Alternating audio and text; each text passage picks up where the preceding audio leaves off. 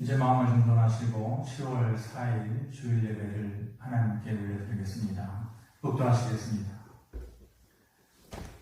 살아계신 아버지 하나님 은혜를 감사합니다. 여전히 어둠의 긴 터널을 우리가 지나가는 것 같은 그러한 때를 살고 있지만 이 시간 특별히 한 주간의 삶을 돌아보면서 감사의 말들 하나 그리고 감사의 마음 하나 가지고 하나님 앞에 나옵니다. 하나님께서 함께 하심과 또 돌보심을 우리가 기억하며 예배합니다. 어떠한 처소에서 어떠한 상황 가운데 예배하든지 하나님 찾아와 주시고 임재하여 주심으로 저들의 삶에 이 예배를 통하여서 새롭게 회복됨이 있게 하여 주시옵소서. 감사드리며 예수 그리스도의 이름으로 기도하옵나이다. 아멘.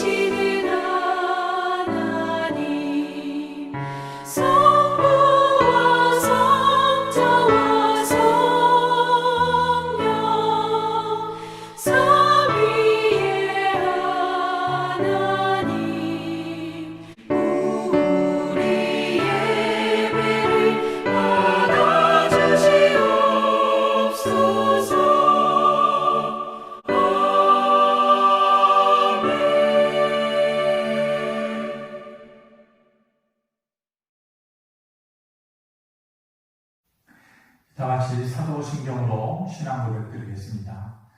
전능하사 천지를 만드신 하나님 아버지를 내가 믿사오며 그 외아들 우리 주 예수 그리스도를 믿사오니 이는 성령으로 잉태하사 동정녀 마리아에게 나시고 본디오 빌라도에게 고난을 받으사 십자가에 못 박혀 죽으시고 장사한 지 사흘 만에 죽은 자 가운데에서 다시 살아나시며 하늘에 오르사 전능하신 하나님 우편에 앉아 계시다가 저rir로서 산자와 죽은 자를 심판하러 오시리라.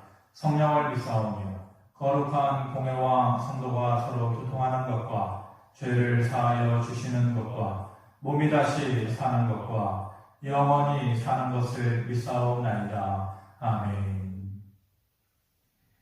이제 우리 다같이 찬송가 302장을 찬양드리겠습니다. 302장입니다.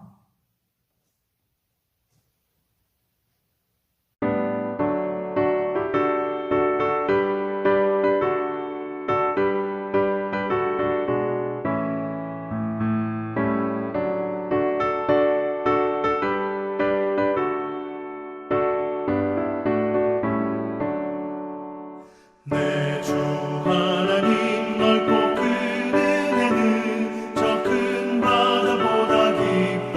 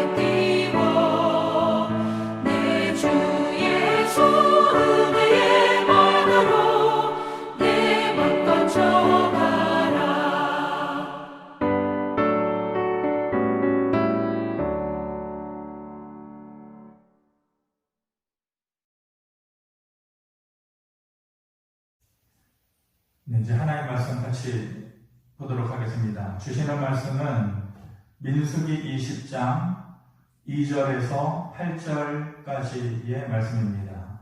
구약성경 229면이 되겠습니다. 민수기 20장 2절에서 8절까지 말씀입니다. 말씀 다 찾으시고 한 절씩 교독하겠습니다. 2절입니다. 회중이 물이 없으므로 모세와 아론에게로 모여드니라. 백성이 모세와 다투어 물어요. 우리 형제들이 여호와 앞에서 죽을 때에 우리도 죽었더라면 좋을 뻔하였도다. 너희가 어찌하여 여호와의 회중을 이 광야로 인도하여 우리와 우리 짐승이 다 여기서 죽게 하느냐? 너희가 어찌하여 우리를 애굽에서 나오게 하여 이 나쁜 곳으로 인도하였느냐? 이곳에는 하중할 곳이 없고 무화과도 없고 포도도 없고 석류도 없고 마실 물도 없도다. 모세와 아론이 회중 앞을 떠나 회막문에 이르러 엎드리매 여호와의 영광이 그들에게 나타나며 여호와께서 모세에게 말씀하여 이르시되 죽습니다. 지팡이를 가지고 내 형 아론과 함께 회중을 모으고 그들의 목전에서 너희는 반석에게 명령하여 물을 내라 하라. 내가 그 반석이 물을 내게 하여 회중과 그들의 짐승에게 마시게 할지니라. 아멘. 기도하겠습니다. 하나님 감사합니다. 이 시간 하나님 말씀을 듣습니다. 세상 살면서 잃어버린 부분들이 참 많고 그래서 비어있는 삶의 그리고 마음의 부분들도 많이 있습니다. 이 시간 하나님 말씀이 구석구석을 채우셔서 아픔과 슬픔 대신에 기쁨이 자리하게 하시고 잃어버린 그리고 절망 가운데 있는 모습 속에 희망을 더하셔서 하나님께로부터 받은 은혜가 이것이다 라고 모두가 말할 수 있는 그러한 삶 되게 하여 주시옵소서. 말씀을 통한 회복의 은혜를 우리가 기대하며 그 말씀으로 인해서 한 주간 살아갈 수 있는 능력이 새롭게 움트게 하여 주시옵소서. 감사드리며 예수 그리스도의 이름으로 기도하옵나이다. 아멘. 할렐루야. 네, 하나님께서 오늘 우리에게 주시는 말씀 제목은 나쁜 곳에서의 희망이라는 말씀입니다. 추석을 앞두고 30일 날 저녁에 대단한 콘서트가 있었다고 얘기를 들었습니다. 콘서트 제목이 2020 대한민국 어게인, 정확히는 않은데 아마 그거였던 것 같습니다. 가수 나훈아 씨가 하는 콘서트였는데 여러분들 뭐 아시는지 모르겠어요. 저도 나중에 얘기를 들었습니다. 근데 그 가수로 콘서트를 진행을 하면서 출연료를 아마 몇억 원을 제시를 했던 것 같아요. 그런데 나훈아 씨가 몇억 원의 출연료를 받지 않고 대신에 중간중간에 광고 넣는 거 그거 조금 짜증스러우니까 그거 넣지 말라고 그래서 국민들을 위로하는 그런 공연을 했다라고 뒤에 들었습니다. 얘기를 듣고 나서 사람이 좀 대인배다, 큰 사람이다라는 생각을 다시 하게 되는 거죠. 15년 만에 TV 공연이었다고 합니다. 시청률이 30% 정도 나왔다고 하니까 대단한 관심과 또 그런 공연이었던 것이죠. 지역에 따라서 좀 차이는 있겠지만 최고의 시청률이 70%까지 됐다라는 얘기를 들었습니다. 30곡 정도를 불렀다고 하는데 그 나이에 30곡 부르는 거 대단한 일입니다. 굉장히 어려운 일입니다. 공연도 좋았다고 하는데 그거보다도 더 공연 후에 사회적인 많은 사람들이 이슈가 되었던 것은 그가 공연 중간중간에 했던 말들 때문에 그랬다라는 것이죠. 여러 가지 말이 있었던 모양인데 가장 사람들의 귀에 그리고 마음에 남았던 말은 이 말인 것 같아요. 어떤 역사책을 보더라도 왕과 대통령이 나라를 구한 적은 없습니다. 유관순, 안중근, 안창호 다 이런 일반 국민들이 나라를 구했습니다. 저와 여러분들 같은 국민들, 여러분들 힘내시라고 아마 그런 얘기를 했던 것 같습니다. 코로나의 그 우울함 속에 소나기 같이 사람들의 마음을 시원하게 해 주었다고 합니다. 이번 콘서트 소식을 뒤에 듣고서 대한민국에 있는 사람들 모두가 아마 알든지 아니면 뒤늦게 들었든지 했을 텐데 아마 이 사람도 이 콘서트 얘기를 들었겠지, 어쩌면 보았겠지라고 그 사람의 마음은 어땠을까라는 생각이 드는 한 사람이 누군가 하면 가수 남진이라는 사람입니다. 한 시대를 풍미했던 두 가수죠. 주름 잡았던 나훈아, 남진 두 가수입니다. 요즘 우리나라 트로트 열풍이 대단하지 않습니까? 우리나라뿐만이 아니라 외국에까지 이 트로트 가수들이 국위를 사냥하기 위해서 트로트를 가지고 마치 트로트 전도자 역할을 하는 그 중심에 있는 인물이 바로 이 남진이라고 하는 가수죠. 레전드 중에 레전드라고 꼽을 수 있는, 손꼽을 수 있는 그런 사람입니다.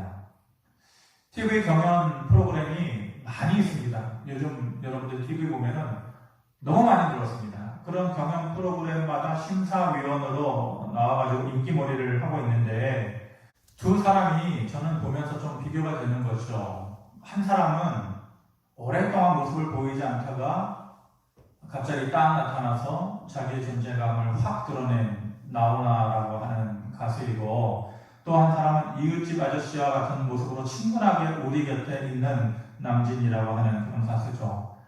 근데 비교해보면 다소 무게감이 떨어지는 듯해요. 남진이라고 하는 가수가. 왜냐하면 이번에 콘서트가 너무 무게감 있게 국민들에게 임팩트를 주는 그런 공연이었잖아요.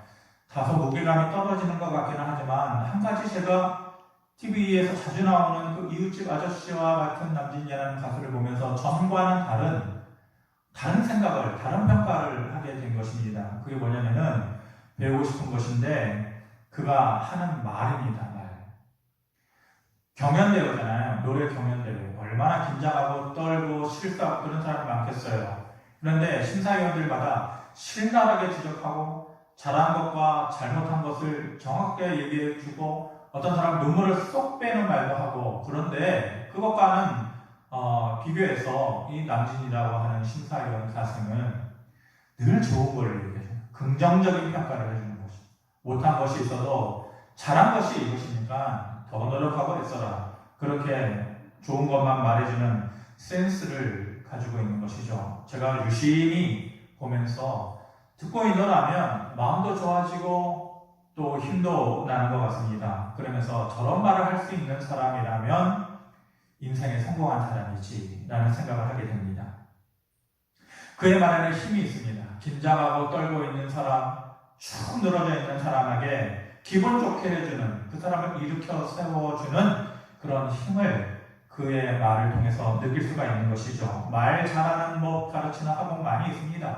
요즘은 코로나 때문에 그런 학원이 잘 안 될지 모르겠지만은 예전에는 많이 있었습니다. 대한민국에 말 잘하는 사람 얼마나 많이 있습니까? 그런데 정말로 청산리수처럼 그렇게 흐르는 물처럼 말 잘하고 논리적으로 말 잘하는 사람도 많이 있지만은 요즘 깨닫는 것은 어떤 사람이 정말로 말 잘하는 사람이냐, 이 사람처럼 좋은 말을 해주는 사람, 희망이 있는 말을 해주는 사람, 남에게 힘을 주는 말을 하는 사람, 이런 사람이야말로 정말로 말 잘하는 사람이다 라는 생각을 다시 하게 됩니다.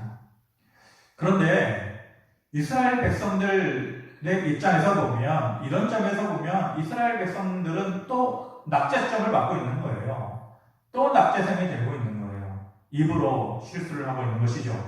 지금 이스라엘 백성들은 광야에서 먹을 물, 마실 물이 없어서 또 원망을 하고 있습니다.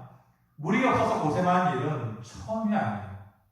있었던 일이죠. 그때마다 하나님께서 모세를 통해서 기적적으로 물을 마시게 했던 일들을 철이 있는 사람이라면, 신앙에 철이 있는 사람이라면 떠올릴 만도 한데 그때 그랬었지. 그러니까 좀 참아보자. 기다려보자 이럴 만도 한데 그렇지 못한 것이죠. 당장의 문제가 있다고 원망만 하는 그 고칠 수 없는 고질병의 모습을 다시 한번 드러내 보이고 있는 것입니다. 그리고 그들이 곧 이어서 두 가지의 말의 실수를 하는 것이죠. 첫 번째 말의 실수는 우리도 죽었더라면 이라는 말입니다. 우리도 죽었더라면. 3절에 있는 말씀 우리 같이 한번 보겠습니다. 시작. 백성이 모세와 다투어 말하여 이르되 우리 형제들이 여호와 앞에서 죽을 때에 우리도 죽었더라면 좋을 뻔하였도다 라고 말합니다. 우리 형제들이 죽었을 때에 우리도 죽었더라면, 같이 따라서 죽었더라면 좋았을 텐데 라고 말하고 있는 것이죠. 오늘 본문의 앞에 14장에 보면은 이 말의 배경이 나옵니다. 가데스 바네아라는 곳에 이스라엘 사람들이 정착을 했습니다. 눈앞에 있는 가나안 땅을 바라보고 있어요. 정탐꾼을 보냅니다. 정탐꾼을 미리 보내서 그 땅이 살만한 땅인지, 정말로 적과꿀이 흐르는 땅인지, 먹을 것이 풍부한 땅인지, 그 땅을 미리 차지하고 있는 사람들은 어떤 사람들인지, 그 사람들과 전쟁을 하면 우리를 이길 수 있는지 라는 모든 것을 평가하기 위해서 12명의 정탐꾼을 보내잖아요. 근데 돌아온 사람들의 대부분의 사람들이 12명 중에 10명의 사람들이 아니라는 거예요. 안 된다라는 거예요. 아무리 하나님께서 명령하시고 약속하신 것이 있다 할지라도 그 땅에 사는 아랍 자손들은 너무나도 거인과 같고 우리들은 그들 앞에서 메뚜기와 같은 작은 존재다.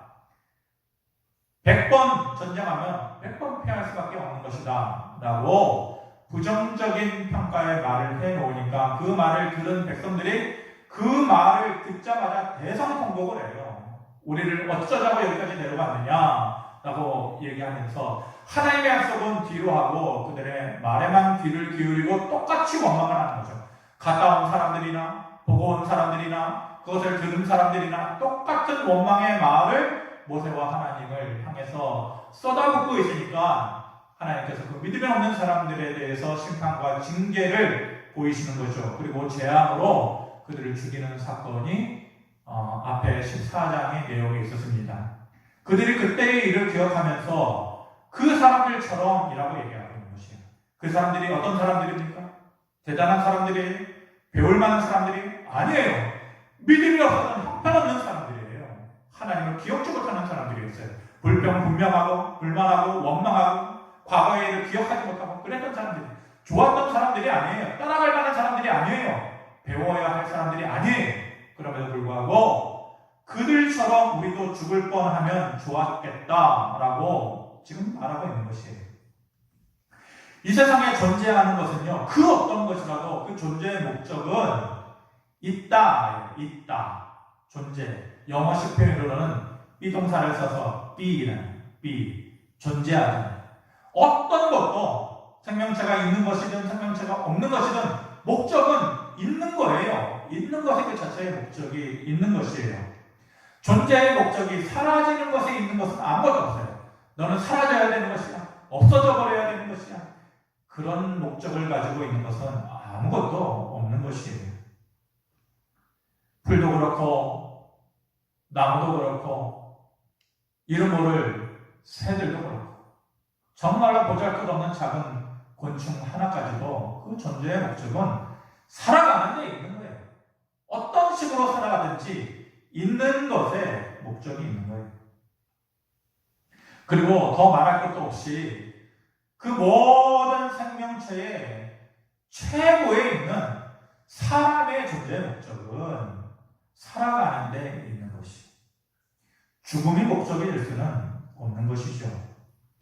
죽음이라고 하는 것은요, 누구라도 때가 되면 그 죽음의 문턱에 서고 그 죽음의 그림자가 내 앞에 와 있다라고 생각되면 그냥 그것을 자연스럽게 받아들이면 되는 거예요. 죽음은 그냥 받아들이는 것이에요. 때가 되면 받아들이는 것이에요. 그것을 내가 선택을 한다든지 아니면은 그것을 앞당기는 게 우리가 해야 할 일이 아니에요.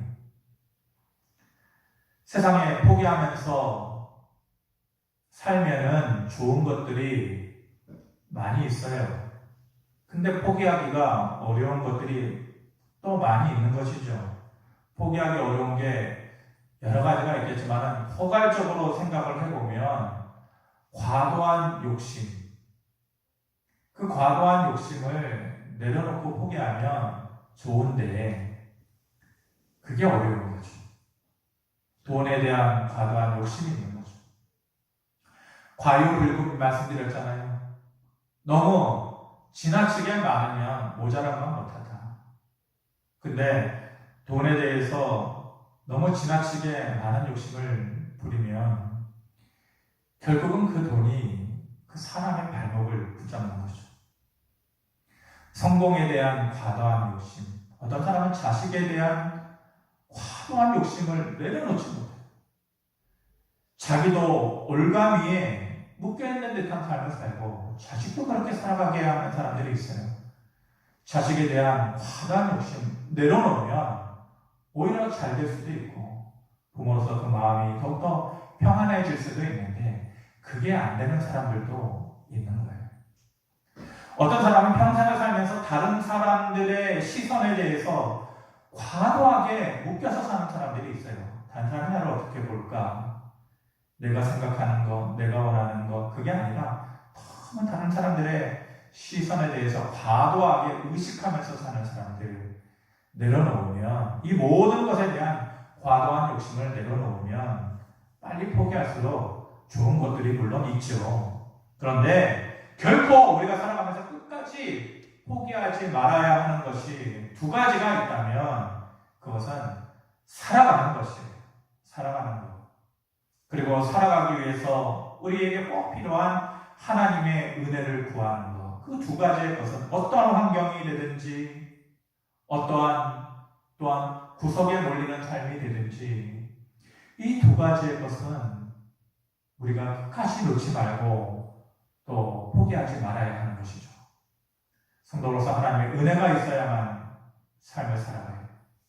그 은혜를 가지고 살아가는 거예요. 그렇게 그 은혜를 구하는 것과 살아가는 것은 끝까지 포기하면 안 되는 것이죠. 살다 보면 살아가게 되는 것이 인생이다 라는 말이 있잖아요. 살다 보면 살아가게 됩니다. 어떠한 아픔이 있었든지 어떠한 실패가 있었든지 그때에는 죽어라고 힘들었겠지만 살다 보면 그렇게 하루를 살다 그렇게 한 달을 살다 보면 살아가게 되는 게 인생이다 라는 말이 마음에 더 와닿는 것이죠. 얼마 전에 며칠 전이네요. 아내가 전화 온 내용을 저한테 얘기를 해줬어요. 친구한테 전화가 온 건데 저도 잘 알고 지낸 오랫동안 알고 지내는 오랜 친구죠.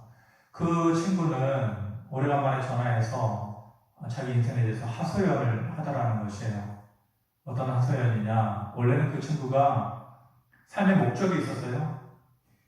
보란듯하게 남들이 부러워할 만한 정말 평생 노후를 평안하게 살 만한 빌딩 하나, 그것이 좀 작은 것일지라도 빌딩 하나를 마련하는 것이 내 인생의 목적이다, 그렇게 말하는 친구였어요. 그리고 실제로 그렇게 살았어요. 동정업계에 있는 사람들이 아무리 편법을 쓰더라도 정도를 지켜가면서 사람들의 믿음을 외면하지 않고 성실하고 진실되게 살아서 그 목표를 이룬 걸로 알고 있어요. 그런데 그 친구한테서 전화가 왔다라는 것이죠. 그러면서 대뜸 하는 말이, 친한 친구니까, 누구야, 너가 원하듯이 나 이렇게 살았어. 그리고 정말로 바라던 것 지금 이렇게 이루었는데 내 인생이 왜 그렇지? 내 인생에서 뭘 이룬지 모르겠어. 그리고 무엇을 위해서 살아가야 되는지 그것을 모르겠어. 이룬 것 같은데 오히려 마음이 우울해지는 거, 마음이 허전해진다는 것이죠. 그러면서 어떻게 해야 되느냐라고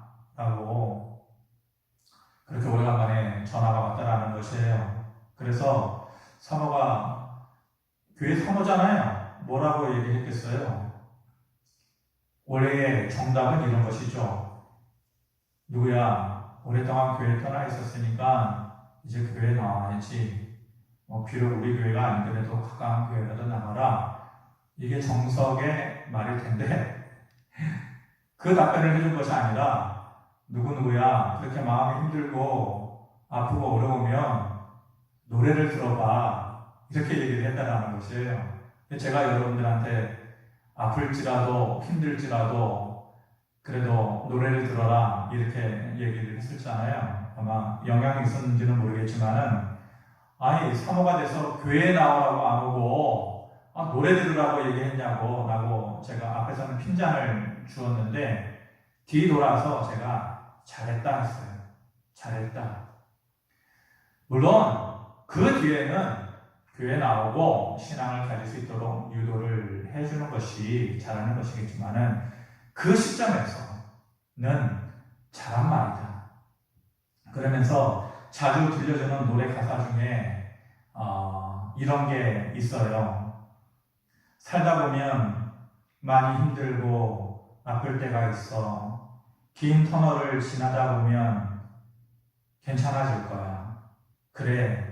시간 다 지나 알게 될 거야. 진정으로 살아왔으니 라는 그런 자주 들려주는 노래 가사가 문득 생각이 났어요. 시간 지나고 보면 다 알게 될 거야. 긴 터널을 지나다 보면 또 괜찮아질 거야. 진정으로 살아왔으니까. 그래도 살아왔으니까. 열심으로 살아왔으니까. 돌아보면 그때는 그렇게 될 거야 라는 내용이죠. 각자의 삶의 분량이 다 있다라고 생각이 됩니다. 자기에게 주어진 삶의 분량이 다 있는 거예요. 우리도 그들처럼 죽었더라면 이라는 말을 해야 되는 것이 아니라 내게 주어진 삶의 분량을 살고 가면 되는 거예요. 요즘 마지못해 사는 사람들 많이 있을 것입니다. 사는 것이 죽는 것보다도 힘든 사람들도 물론 많이 있습니다. 하지만 지금 이스라엘 백성들이 죽으려고 하는 땅, 죽었으면이라고 말하는 그 땅은요, 하나님이 그들을 살려내기 위해서 일부러 선택하신 땅인 거예요. 그걸 알아야 돼요. 내가 여기서 차라리 그들처럼 죽었더라면 라고 말하는 그 시점과 그 땅이 하나님은 그들을 살려내기 위해서 일부러 선택하신 땅이에요. 우연히 간 것이 아니에요. 어쩔 수 없어서 간 것이 아니라는 말이에요. 죽이려고 한 것이 아니라 살리려고 하나님께서 일부러 데려가신 땅이라는 말이에요. 그러니까 지금 백성들이 하는 생각과 하나님의 생각은 너무 다른 것이죠. 너무 하나님을 이해하지 못하고 하나님을 너무 알지 못하는 거예요. 하나님은 거기서 인내하고 믿음을 키우라고 하는 것인데 그것을 바라보는 백성들은 차라리 우리가 이곳에서 죽었으면 이라는 말을 하니 전혀 다른 판단을 하고 있는 것이죠.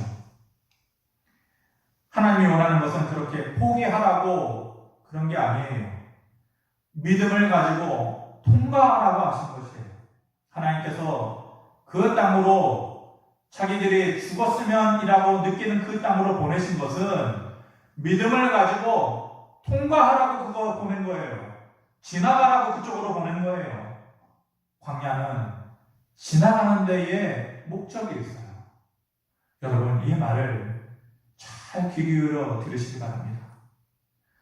죽었으면 하는 그 땅, 그 시점은 광야잖아요.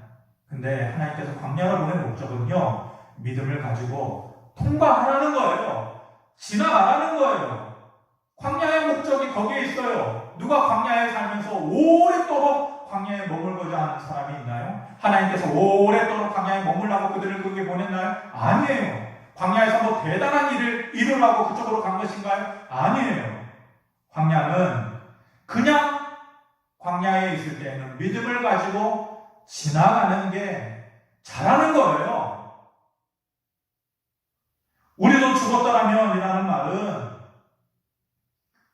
하나님께서 인생의 질문지를 내놓으실 때에 만약 이런 질문지를 내놓으셨어요. 하나님이 광야에 살 때에 너희의 인생 어떻게 살아가야 되느냐 라고 하나님께서 질문을 하셨을 때에 이스라엘 백성들은 그 질문지에 엉뚱한 답을 써내는 거죠. 하나님께서 바라시는 답은 광야는 믿음을 가지고 통과하는 곳, 믿음을 가지고 그냥 지나가는 곳, 이런 답을 원하신 건데 그들이 쓰는 답은 우리도 여기서 죽었더라면 이라는 말을 쓰고 있는 거예요. 그러니 몰라도 한참이나 모르는 것이고 답을 써도 한참이나 벗어난 답을 쓰고 있다는 말이에요. 두 번째로 이스라엘 백성들이 했던 말의 실수는 뭐냐? 나쁜 곳으로 라는 것이에요. 나쁜 곳으로. 5절 말씀 제가 읽겠습니다. 너희가 어찌하여 우리를 애굽에서 나오게 하여 이 나쁜 곳으로 인도하였느냐? 이곳에는 파종할 곳이 없고 무화과도 없고 포도도 없고 석류도 없고 마실 물도 없도다. 나쁜 곳으로 우리를 왜 인도했느냐라고 얘기하고 있죠. 저는 아시다시피 원래 생각이 많은 편입니다. 요즘 더 고민도 많아지고, 근데 그만큼 깨닫게 되는 것도 많아지는 시기인 것 같습니다. 더 많이 생각하다 보니까 더 많이 느끼는 것도 있게 되는 거죠. 그러면서 그 중에 하나가, 더 확실하게 느끼는 게 하나가, 인생은 동전의 양면도 같은 거다라는 것을 알고 있었지만 더 깊이 배웁니다. 인생은 동전의 양면과 같은 거야. 좋은 것만 있는 것도 아니고 나쁜 것만 있는 것도 아니야. 제가 아내에게 자주 하는 말이 있습니다.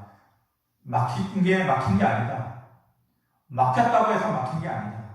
막혔다고 해도 한쪽에는 열려있는 게 인생이다라는 말을 제가 자주 얘기를 합니다. 사회적인 모든 일어나는 현상들을 앞에서만 보고 있으면요, 그면만 보여요. 근데 살짝 뒤로 돌아보면 그 현상이 다른 쪽으로 해석이 되거든요. 살짝 옆에서 보면 다른 얘기가 거기에 숨어져 있어요. 모든 인생이 한쪽만 있는 것은 아니다라는 것이죠. 슬픈 일이 있고 아픈 일이 있고 괴로운 일이 있어도 그게 다가 아니다. 그 너머나 혹은 옆에서 보면은 또 다른 모습일 수도 있다라는 생각을 몰랐던 것은 아닌데 더 깊게 확실하게 생각하게 되는 것이죠. 이스라엘 백성들은 애굽에서 나왔어요. 해방된 것이죠. 430년 동안이나 갇혀있다가 겨우겨우 비로소 자유를 얻게 된 것이에요. 그들이 나온 땅은 어떤 땅인가요? 좋은 땅인가요? 아니에요. 나쁜 땅이에요. 애굽이라는 땅은 그들에게 분명히 나쁜 땅이었어요. 노예의 땅이었고 자유와 행복이 없는 땅이었잖아요. 무엇보다도 그들 자녀들을 생각해보면 2세, 3세를 생각해보면 희망을 줄 수 없는 땅이었잖아요. 분명하게 말하면 그들은 나쁜 땅에서 나온 거예요.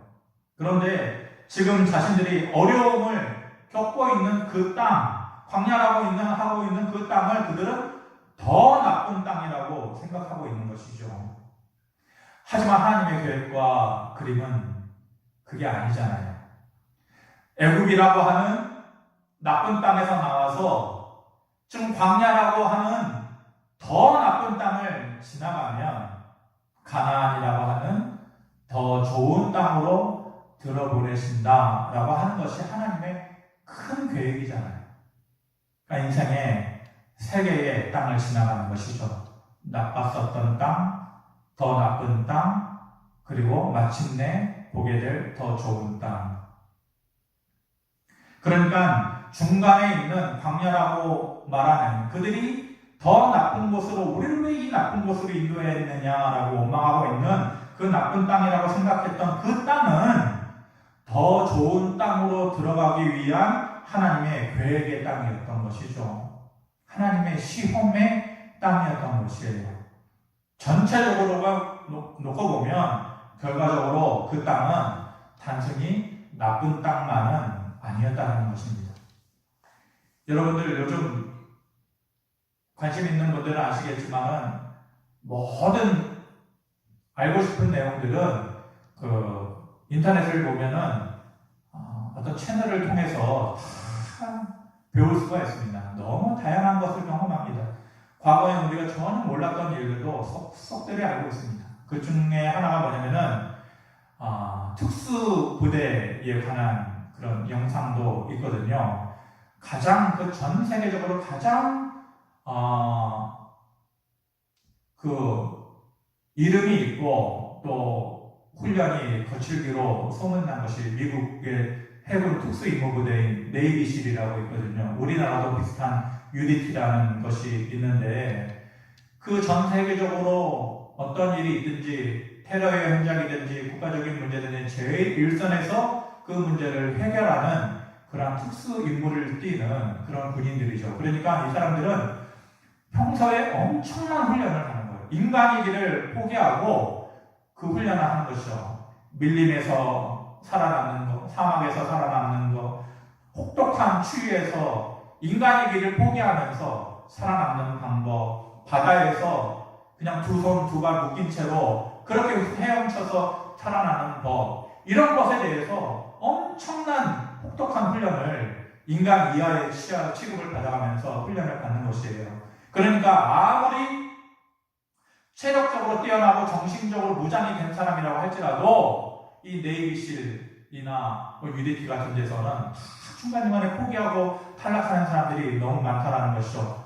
이유는 교관들 때문에, 교관들. 너무나도 인간 이하의 취급을 하고 죽으라고 훈련시키는 그 교관들을 이를 악물고 중간에 포기하는 사람들이 나오면서 하는 말이, 저 인간은 내가 꼭 죽이고 말 거야.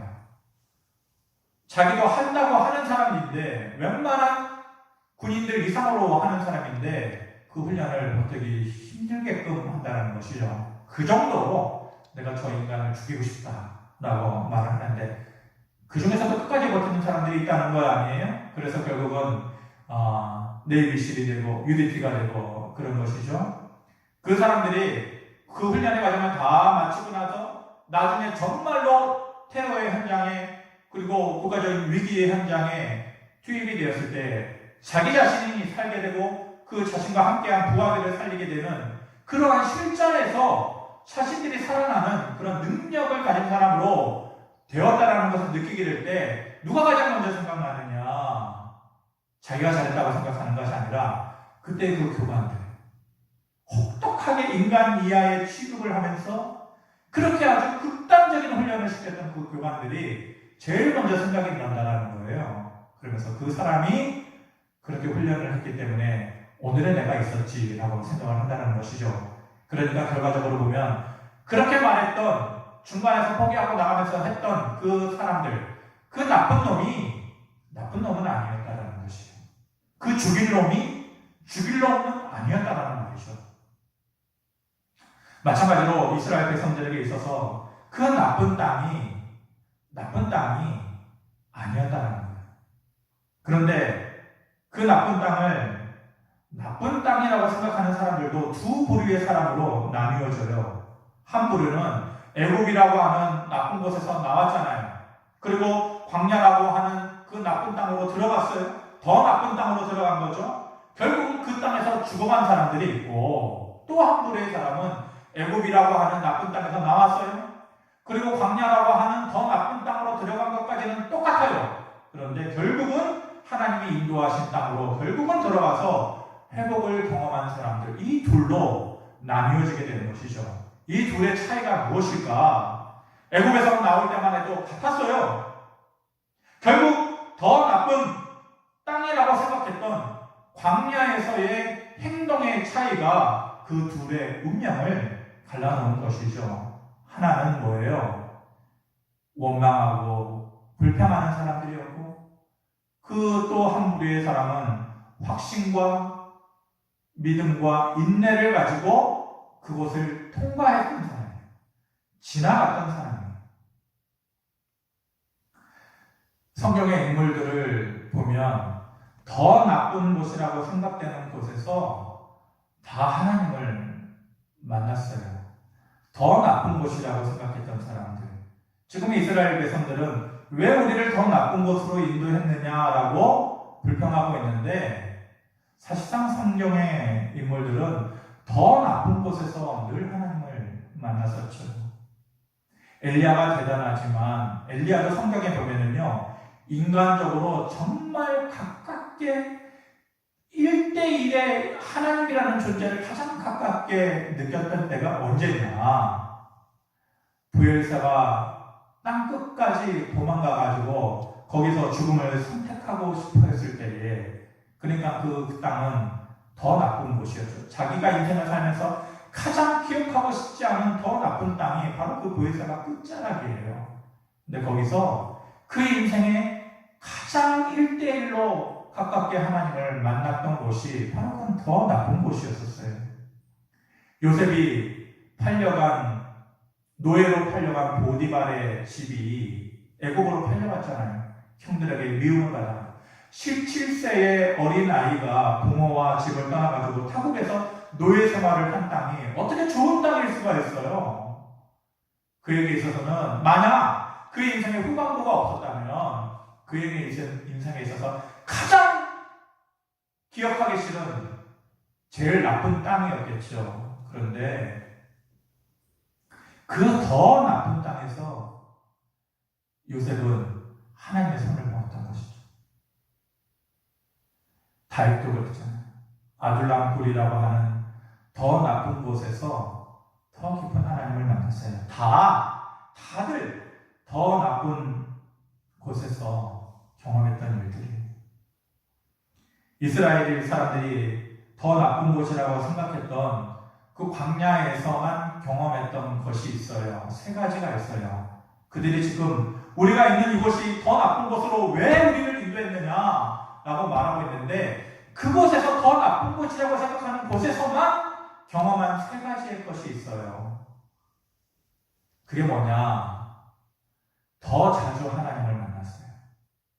더 나쁜 곳이었는데 더 자주 하나님을 만났어요. 그리고 더 나쁜 곳이었는데 더 확실하게 하나님께서 보여주셨어요. 그리고 더 나쁜 곳이었는데 누구도 제외되지 않고 모두가 하나님의 은혜를 보았던 곳이 광야라고 그들이 말했던 더 나쁜 곳이었어요.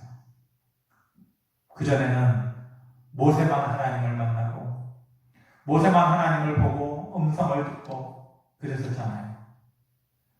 배우지 못한 사람들, 가난한 사람들, 과부들, 그리고 사람의 명수에 취급도 해주지 않았던 어린 사람들, 그런 사람들은 감히 생각지 못하는 거죠.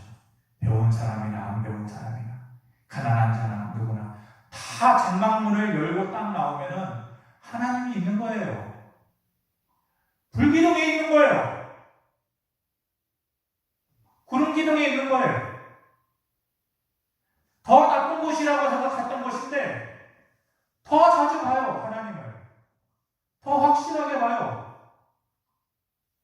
누구라도 보는 거죠. 더 나쁜 곳에서 더 많이 봐요. 더 많이 느껴요. 말씀을 마무리하겠습니다. 그들이 말하는 나쁜 곳에 그 뒤에 하나님의 계획이 있었고 인도가 있었던 것이죠. 그런데 그곳을 나쁜 곳으로만 보는 사람들이 부족한 사람들이에요. 부족한 믿음을 가진 사람들이고 부족한 시선을 가진 사람들이고 부족하게 삶을 살아가는 사람들이에요. 사람도 나쁜 사람이라고만 생각하면요, 잘못된 생각이에요. 나쁜 곳, 나쁜 사람, 나쁜 상황, 뭐예요? 그것은요, 하나님께서요, 통과 안 하는 거예요.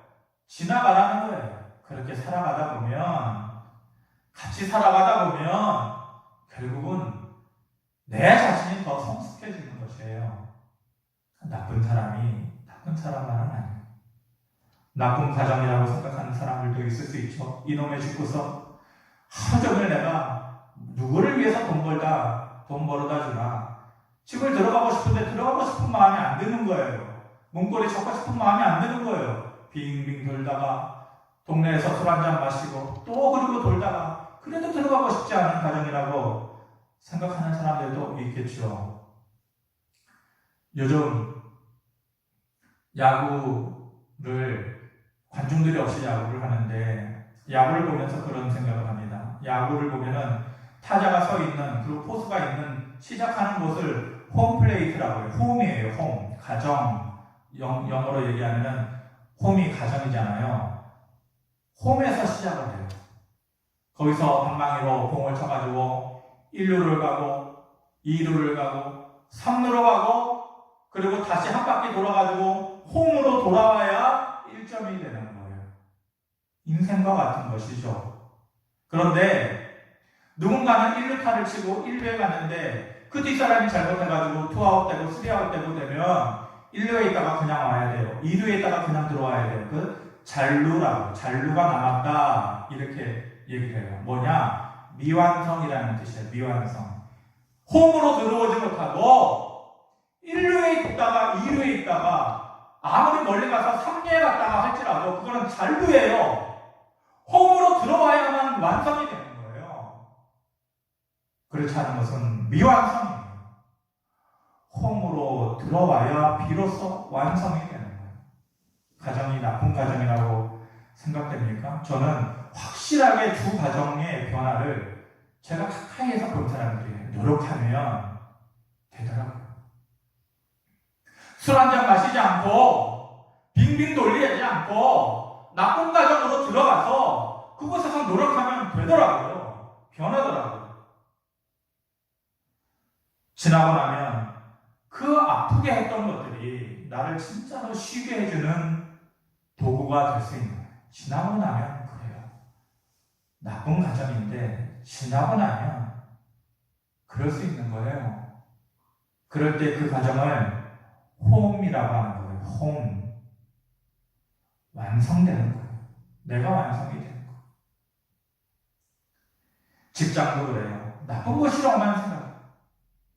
요즘은 직장생활 그나마 할 수 있는 게 복이죠.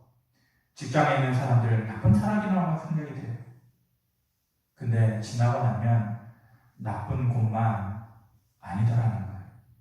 자녀들 나쁜 자녀로만 생각이 될 때가 있어요.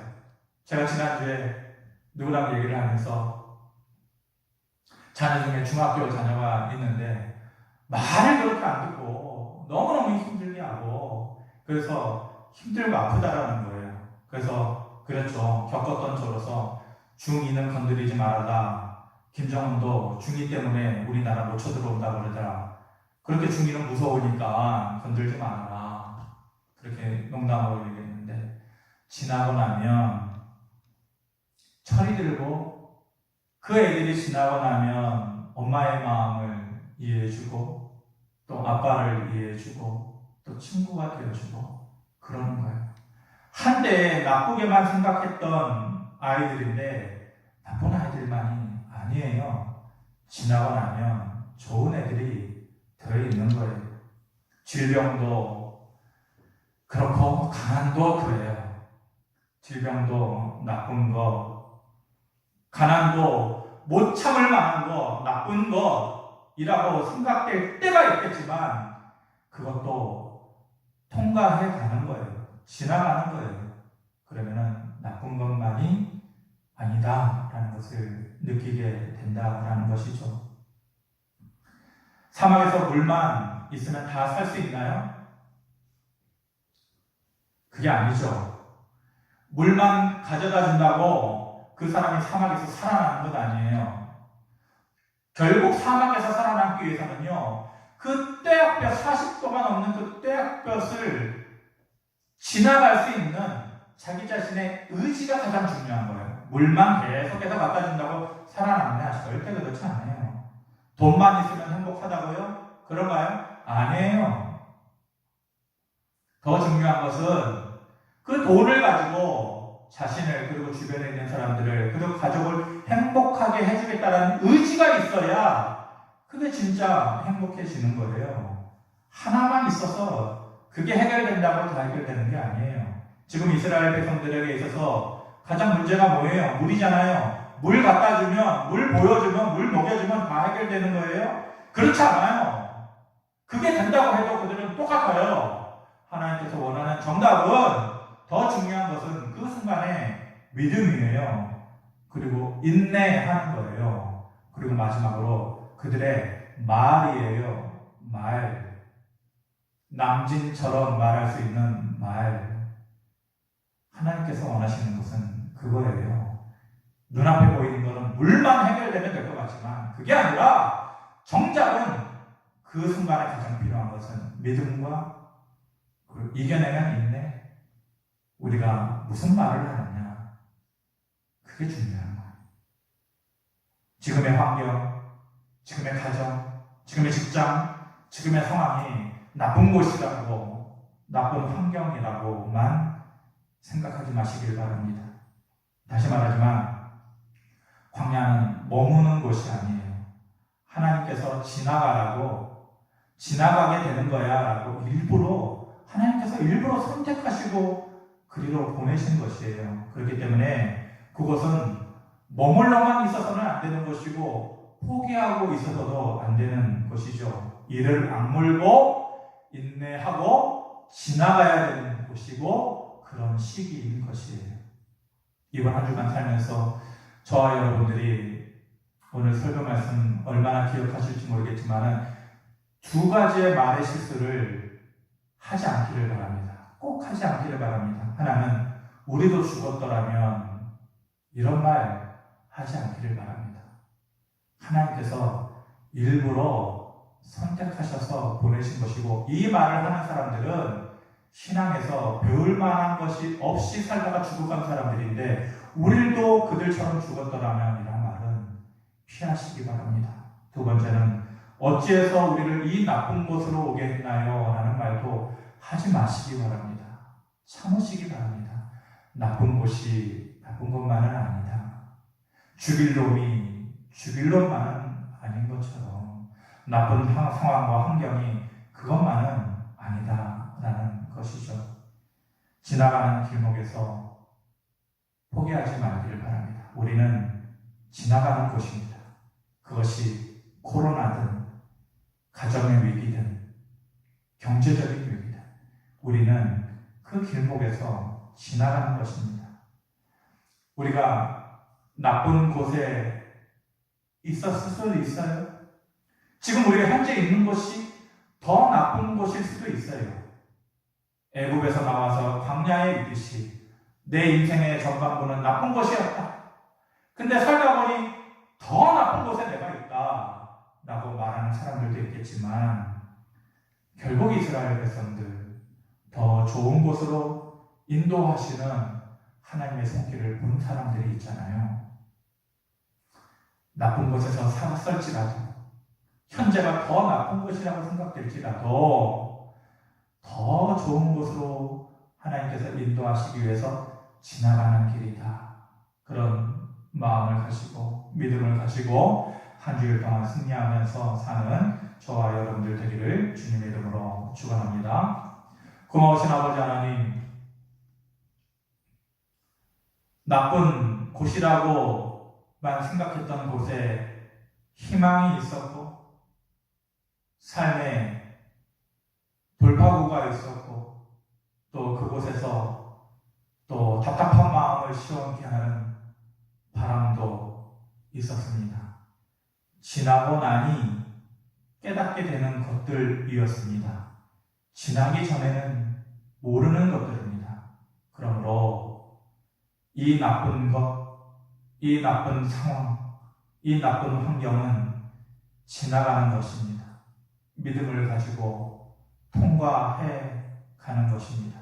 이 믿음 가지고 우리 모두 정말로 입에서 나오는 말을 잘 지켜서 어려운 시기를 잘 이겨나갈 수 있게 하시기를 원합니다. 하나님, 우리가 현장 예배를 재개하지만 여전히 과거처럼 돌아가지는 못하고 있습니다. 드리는 곳에서 예배할 때에 같은 은혜 주시고 또 부족하지만 작은 헌물을 가지고 하나님께 올려드립니다. 눈물이 묻어있는 것입니다. 한숨과 아픔이 묻어있는 우리들의 재물입니다. 하나님 기쁘게 받아주시옵시고 눈물 하나 묻어있는 그 헌금 위에 하나님의 위로 열을 더하시고 좌절과 아픔 하나 묻어있는 그 헌물 위에 하나님의 능력과 소망을 100개 더하시고 그렇게 우리의 삶이 어제보다 더 나은 내일로 한 걸음씩 나아갈 수 있도록 축복해 주시기를 원합니다. 삶이 힘들다 보니 가난해진 사람들이 부쩍 늘었습니다. 병든 사람들도 또 더 힘겨워지고 있습니다. 하나님, 눈 뜨면 그들의 마음이 왠지 모를 즐거움이 있게 하시고, 또 지난밤의 어둠의 그림자가 한 발짝 뒤로 물러나고 다시 한번 기쁨의 마음이 회복될 수 있도록 실질적인 하나님의 손길을 그들에게 보여주셔서 살다 보니 살아가는 게 인생이었다라고 세상 사람들 말할 때에 나는 그 와중에 하나님의 은혜가 있었다. 그래서 내 인생에 막힌 길에 또 열림의 기회가 있었다라고 말할 수 있는 자들이 되게 하여 주시옵소서. 한 주간의 삶 가운데 우리 입술의 말을 통하여서 하나님께 영광되기를 원하고 예수 그리스도의 이름으로 기도하옵나이다. 아멘. 네, 광고 몇 가지 전하도록 하겠습니다. 코로나19에 대한 사회적 거리두기 완화로 인해서 정부가 허용한 50명 이내에 300명 좌석에 50명 이하의 모임이 허용되었잖아요. 그래서 지난주부터 우리가 현장 예배를 그렇게 드리고 있습니다. 예배는 모이는 게 원칙이죠. 상황이 어렵고 급박하게 상황이 돌아가서 만약 사회적 거리두기가 된다면 어쩔 수 없이 못 모이는 것이지만 허용이 되면은 다시 모여야 되는 것이 원칙인 것입니다. 여러분들 기억하시고 또 예배를 드리는 자리에 다시 그렇게 모여주시기를 바라고, 저도 이렇게 영상으로 예배를 이렇게 설교를 하는 것이 몇 배 힘듭니다. 여러분들 좀 보고 설교하고 싶습니다. 과거처럼 돌아가고 싶습니다. 그렇게 현장 예배를 허용되는 것을 여러분들이 기억하시고 예배에 참석해 주시기를 바라고, 혹 행여 50명이 넘는다 치면 유초동부실에 다른 교회들도 다 알아보니까 공간이 분리되어져 있는 곳에서는 인정을 해주기 때문에 동시간에 그렇게 예배를 다들 드리고 있어서 우리도 유초동부실에 10명이든지 20명이든지 넘는 인원에 대해서는 영상으로 또 예배할 수 있도록 그렇게 조치를 또 취하려고 합니다. 더불어서 이번 주, 그러니까 내일부터 새벽 예배와 수요 예배를, 교회 예배를 실시를 다시 재개를 합니다. 아직 그럴 때가 아닌데 교회가 무리해서 예배를 진행하는 거 아니냐라고 말하는 부류가 있고, 또 한편으로는 다들 예배하는데 우리는 왜 소극적이냐, 우리도 모여서 예배합시다 라고 모이는 사람들이 있습니다.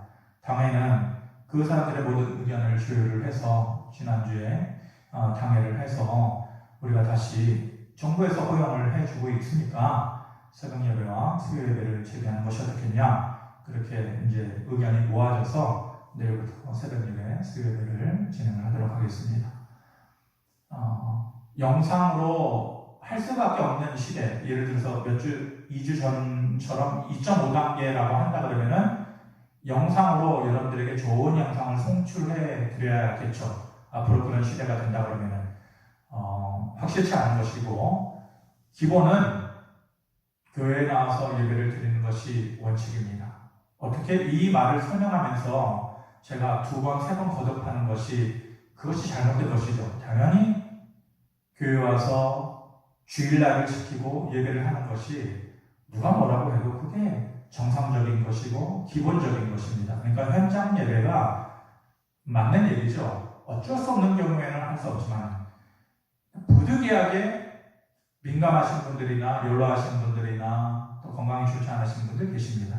부득이한 경우의 분들에 대해서는 예배 자료를 보내드리도록 그렇게 할 텐데, 영상으로는 앞으로 사회적 거리두기가 2.5단계로 격상이 된다면은 좋은 영상 장비를 우리가 구비를 해가지고 그렇게 할 계획을 가지고 있습니다. 그런데 지금처럼 허용이 되는 단계로 진행이 된다면 전부 영상을 다 오늘처럼 녹화를 해가지고 보내드리지는 않으려고 합니다. 이유는 현장에서 어찌됐건 몸이 조금 아파도 상황이 좀 어려워도 주일이 되면 주일 아침에 교회에 나와서 예배 드리는 것이 당연시 하는 것이 우리들의 마음인 것이죠.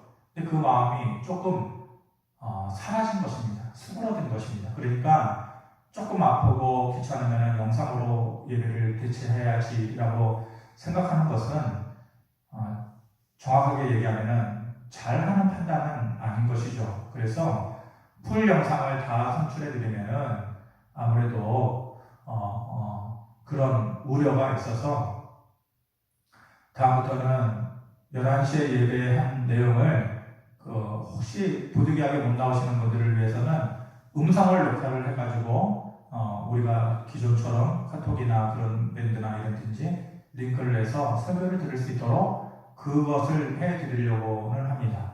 그러니까 다음 주부터는 현장 예배를 중심으로 하고 부득이한 경우는 음성으로 나중에 받아보실 수 있다. 이렇게 여러분들이 이해하시면 되겠습니다. 한 주일 동안 여러분들 어려움 속에서도 더 나쁜 곳에서 희망을 볼 수 있는 하나님의 은혜가 있기를 바랍니다. 축도로 예배를 마치겠습니다. 지금은 우리 주 예수 그리스도의 은혜와 하나님 아버지의 크신 사랑과 성령님의 함께 하시며 인도하시며 충만케 하시니 보이지 않는 하나님이지만 마치 보이는 것처럼 붙잡고 살아가리라. 그리고 그 말씀을 보이는 듯이 마음속에 새기고 붙잡고 살아가리라. 다짐하고 소원하는 각 초소에서 예배하는 모든 주의 백성들 머리 위에 이제부터 영원토록 함께 있을지어다. 아멘.